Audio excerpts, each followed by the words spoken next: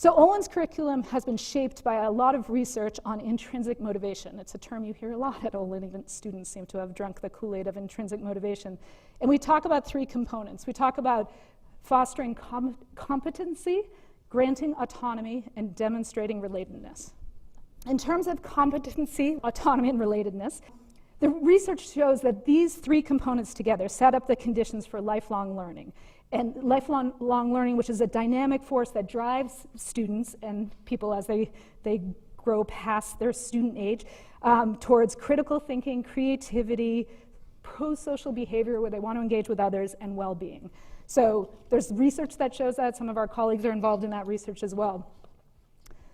So Olin faculty tend to create course experiences attuned to competency, autonomy, and relatedness. I play the relatedness card the most. So that's the thing as an anthropologist that I'm interested in competency and autonomy, but relatedness, just connecting with others into the wider world is the thing that I thrive on. So as an anthropologist, it's my strong conviction that it's always a good thing to help people become conscious of their own subjective understanding and to frame what they believe and know.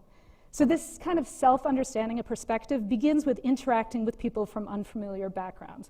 So it's this term, this kind of aphorism, there's two that I'm going to deliver to you. If you know nothing about anthropology, at least you'll know these two phrases. So one is, we don't see things the way they are, we see things the way we are. So if a student can leave Olin at least realizing that, that's a victory. And then the other expression is, so I'm always trying to enable experiences where students get out of their comfort zone and also to reflect on what they're learning by getting out of their comfort zone. So the other aphorism I talk about a lot is this one, which is that anthropology makes the strange familiar and the familiar strange.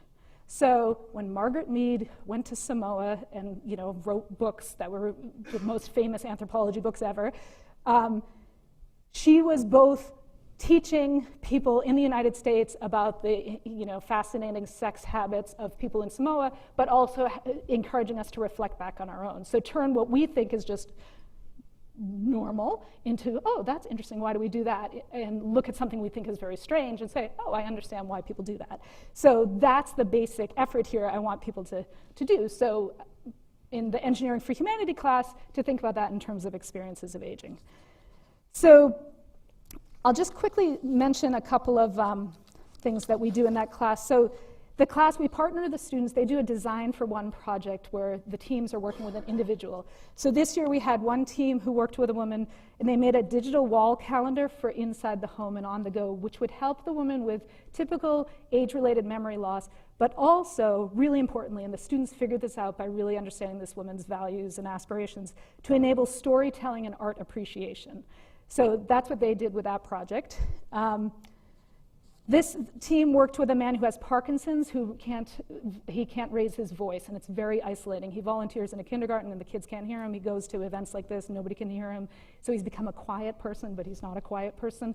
So they build something, a voice amplification system. There are some that exist out in the world, but they're expensive, and this man wants something that all the people with Parkinson's, regardless of financial ability, can use, and the one he has is like super embarrassing and clunky and awkward. And then this team worked with this woman and made that, with the purple device at the front, which has a PVC pipe and not Delrin pipe. It's something that attaches to her wheelchair so she can carry groceries easily.